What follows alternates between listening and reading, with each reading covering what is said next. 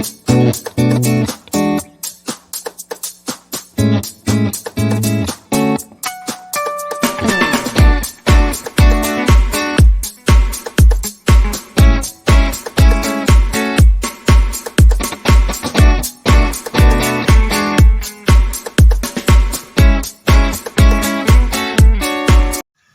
Evening students.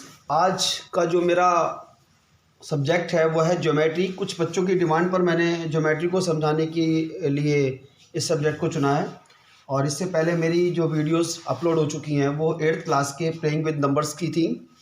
तो firstly welcome to all of you in my sign learning point channel. आज मैं आपको practical geometry के बारे में बताऊँगा, जिसको मैं स्टार्टिंग से बिल्कुल बेसिक से लेना शुरू करता हूं। जो 5th और 6th और 7th क्लास के बच्चों के लिए प्रॉब्लम क्रिएट करती है, उनको बेसिक पॉइंट्स नहीं मालूम होते हैं। तो सबसे पहले हम बेसिक से शुरू करते हैं और इसमें स्टार्टिंग करते हैं पॉइंट से और रे, लाइन एंड लाइन सेगमेंट।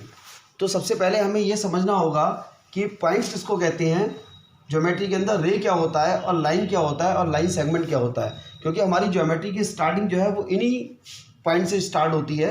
यदि हमें इनको क्लियर होगा तो हमें समझने में आसानी होगी। ठीक है, तो पॉइंट का मतलब तो आप सभी बच्चे जानते हैं, कोई भी पॉइंट जहां आप अपने पेन की या पेंसिल की नोक को रख देते हैं, जिसकी ना कोई लेंथ होती है ना कोई ब्रेथ होता है, वो हमारा कहलाता है पॉइंट।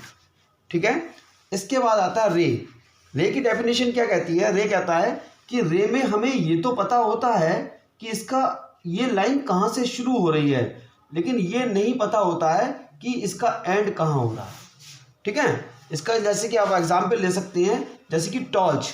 आप टॉर्च को जब जलाते हैं तो टॉर्च की जो लाइट निकलती है, तो ये तो पता है कि उसकी लाइट हमारी टॉर्च से निकल रही है, लेकिन ये कहाँ तक जा रही है इसकी रोशनी, अगर हम स्काई की तरफ उसकी लाइट को देखें तो उसका एंड कहाँ हो रहा है ये हमें नहीं पता होगा। ठीक है ना, तो ऐसी लाइन को हम कहेंगे रे, जिसको हम साइन से दिखाते हैं एक तरफ, जिसके हम एरो लगाते हैं। ठीक है, तो ये हो गया रे। इसके बाद आता है लाइन। लाइन में क्या होता है? लाइन का ना तो हमें स्टार्टिंग पॉइंट मालूम होता है और ना ही हमें इसका कोई एंड पॉइंट मालूम होता है। ये कहाँ से शुरू हो रहा है नहीं पता, इसका एंड कहाँ होगा नहीं पता।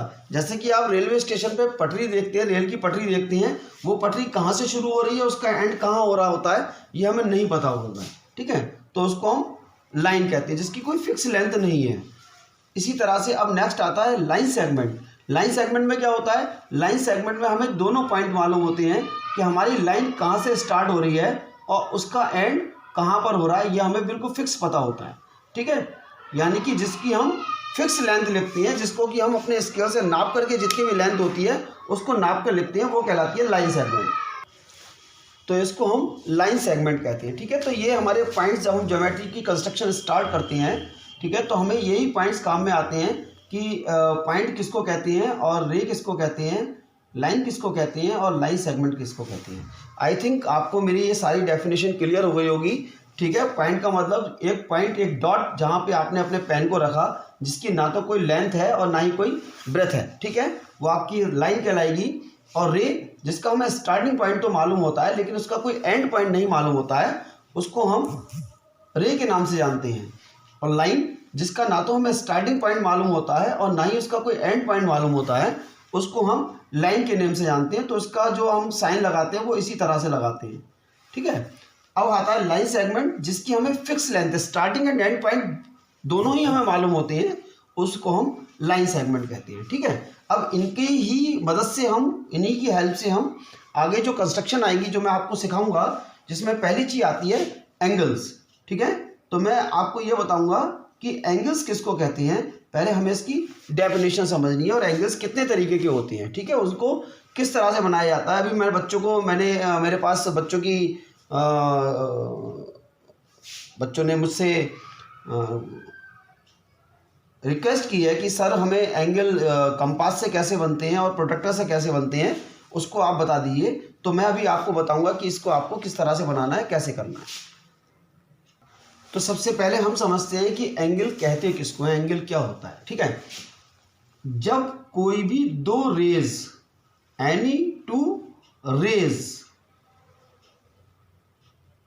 Meet on a same point, is called an angle. जब दो रेस किसी एक पॉइंट पर मिल जाए उसको हम एंगल कहते हैं। यहाँ पर हमारा क्या हुआ, जब दोनों मिल गए तो ये एंगल क्रिएट हो गया। ठीक है, अब एंगल्स कि ये कौन कौन से पार्ट्स होते हैं ये भी हमें पता होना चाहिए। ये कहलाती है आर्म्स, ठीक है, ये कहलाता है वर्टेक्स, और ये भी आपकी आर्म। ठीक है, ये टू आर्म्स एक वर्टेक्स पे जाके मिल गई तो यहाँ पर एंगल क्रिएट हो गया। अब दूसरी चीज बच्चों के लिए आती है, छोटे बच्चों के लिए जो 5th क्लास के बच्चे होते हैं, वहीं से एंगल स्टार्ट होते हैं। तो वहां पे ये कहा जाता है कि आप इस एंगल का नेम लिखिए।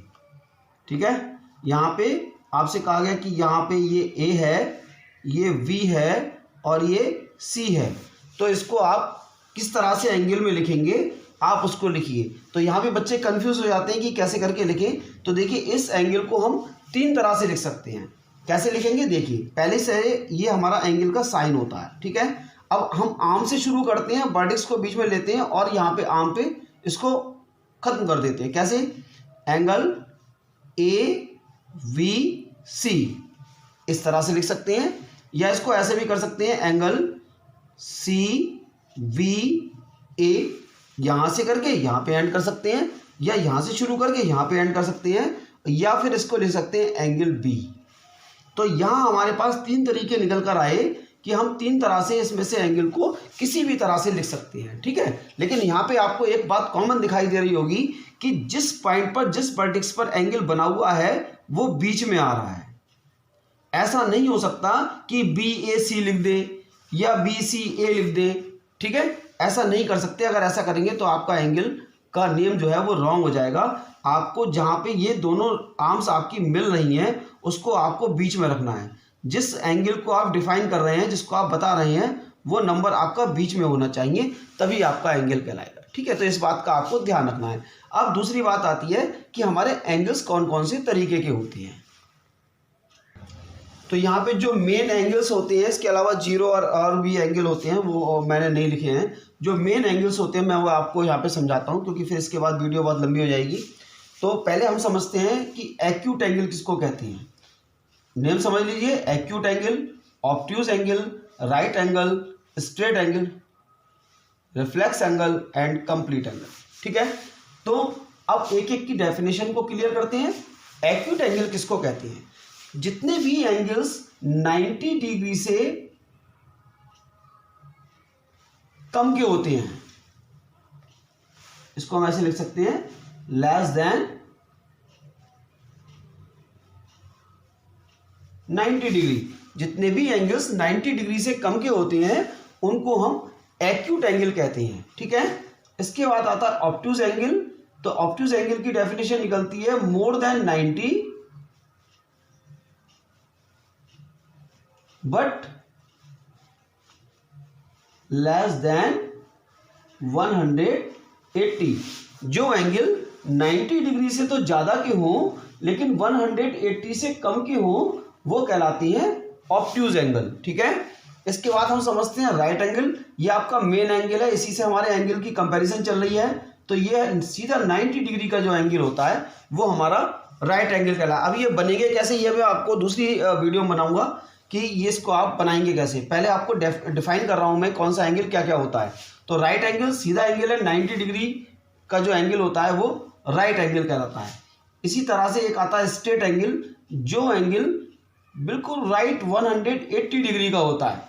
मैं थोड़ा सा आपको साइन भी बना के दिखा सकता हूँ। 90 डिग्री का मतलब होता है इस तरह से जहाँ परपेंडिकुलर डाला होता है। ये आपका जो एंगल है वो 90 डिग्री का है। अब स्ट्रेट एंगल का मतलब बिल्कुल स्ट्रेट लाइन। ये एंगल जो आपका बनेगा ये आपका स्ट्रेट एंगल होगा। एक्यूट एंगल का मतलब मैंने आपको बताया लेस देन 90। 90 का मतलब हो गया कि आपका एंगल ये आता है 90 का। इसके अंदर जितने भी एंगल्स होते हैं ये सारे के सारे एंगल कहलाते हैं एक्यूट एंगल। क्या है वो, ये हो, ये हो, ये हो, ये हो, ये हो, ये सारे एंगल आपके जितने भी बन रहे हैं ये आपके एक्यूट एंगल कहलाएंगे। ऑब्ट्यूज एंगल का मैंने बताया मोर देन 90 के एंगल से आपको कंपेयर करना है, यानी कि ये आपका 90 का आ रहा है, ये आपका 180 का आ रहा है।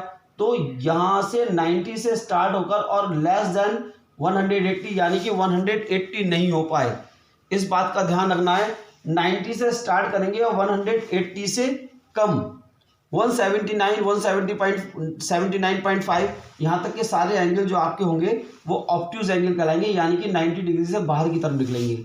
90 आ गया, 180 आ गया। अब इसके आगे देखते हैं रिफ्लेक्स एंगल। तो रिफ्लेक्स एंगल कहता है more than 180 but less than 360, यानी कि 180 से तो ज्यादा को, मैंने ऊपर आपको दिखाया स्ट्रेट एंगल बना करके, यानी कि इससे तो ज्यादा का हो लेकिन 360 से कम का हो। 360 का मतलब कंप्लीट एंगल जो हमारे सर्किल होता है पूरा, वो हमारा 360 डिग्री का होता है, ठीक है ना। तो इसी से सब चल रहा है। जब यहाँ से चलेंगे और यहाँ से घूम के और फिर इसी जगह पर आ जाएंगे तो ये हमारा एंगल कहलाएगा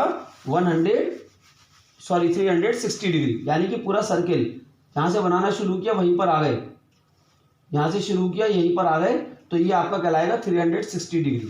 ठीक, तो अब रिफ्लेक्स एंगल क्या हो गया, जो आपका 100 यानी कि स्ट्रेट एंगल से यहाँ से स्टार्ट करने के बाद वो 360 तक ना पहुँच पाए, ठीक है, बस 360 से कम हो, 180 से ज़्यादा का हो, वो सारे एंगल, यानी कि यहाँ से जो चलेंगे एंगल